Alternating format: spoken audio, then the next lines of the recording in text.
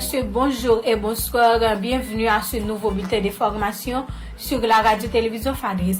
131 gouttes pour $1, c'est le taux de référence calculé par la BRH pour ce lundi 14 octobre 2024.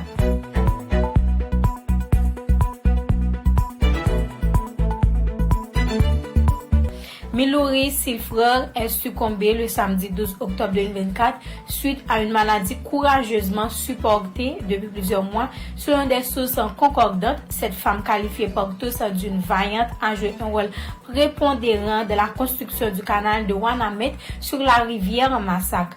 La police nationale d'Haïti a annoncé l'arrestation le samedi 12 octobre de Fedlier Metellus alias D'abord, membre actif du gang Kokrat Sangat. Cette opération s'est survenue au moment où il menait ses activités criminelles de son réseau dans la zone de Passerelle située de la deuxième section de la commune d'Henry. L'opération a été réussie moyennant d'une filature minutieuse menée par la section départementale de la police judiciaire SDPJ de l'Artibonite. Le ministère de l'Éducation nationale et de la formation professionnelle MENFP sollicitait le président de la Cour supérieure des comptes et du contentieux administratif Ouagaville-Boisguenais de réaliser un audit financier approfondi dans plusieurs institutions stratégiques du secteur éducatif.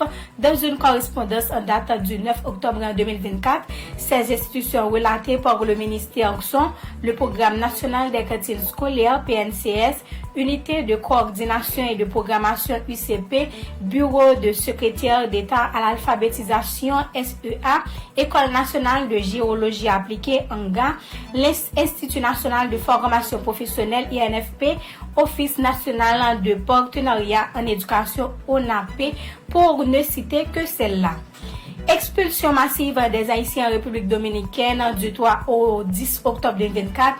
11 177 Haïtiens ont été déportés par les autorités dominicaines sur les responsables de la Direction générale des migrations DGM, un chiffre qui transcende le quota de 10 000 Haïtiens par semaine fixé par les autorités dominicaines.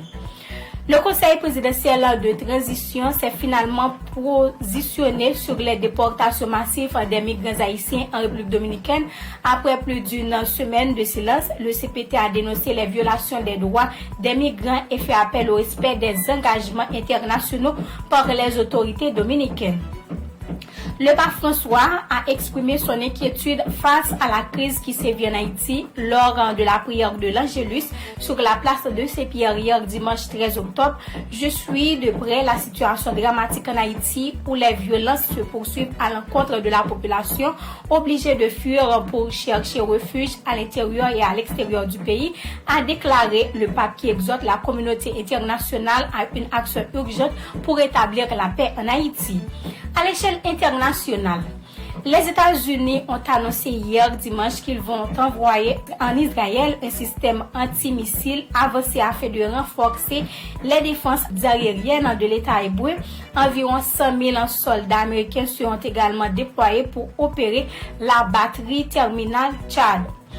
La journée de dimanche a été particulièrement meurtrière israélienne qui a fait état de 4 morts et 7 blessés graves dans ses rangs lors d'une attaque au drone du Hezbollah de la région de Binyamina au sud de Haïfa à 65 km de la frontière.